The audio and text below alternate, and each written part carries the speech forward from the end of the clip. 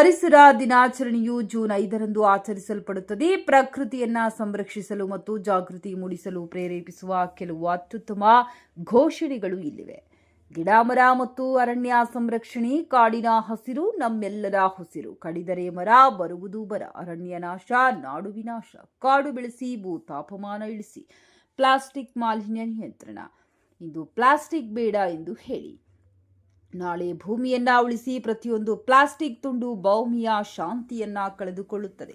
ನಿಮಗೆ ಅದನ್ನ ಮರುಬಳಕೆ ಮಾಡಲು ಸಾಧ್ಯವಾಗದಿದ್ದರೆ ಅದನ್ನು ನಿರಾಕರಿಸಿ. ಸಾಮಾನ್ಯ ಜಾಗೃತಿ ಮತ್ತು ಘೋಷಣೆಗಳು. ಪರಿಸರ ಸಂರಕ್ಷಣೆ ನಮ್ಮೆಲ್ಲರ ಹೊಣೆ. ನಮ್ಮ ಭೂಮಿಯನ್ನ ರಕ್ಷಿಸಿ, ನಮ್ಮ ಭವಿಷ್ಯವನ್ನ ರಕ್ಷಿಸಿ. ನೀರು ಉಳಿಸಿ, ಜೀವ ಉಳಿಸಿ. ಪ್ರಕೃತಿಯನ್ನ ಪೋಷಿಸಿ, ಉತ್ತಮ ಭವಿಷ್ಯಕ್ಕಾಗಿ.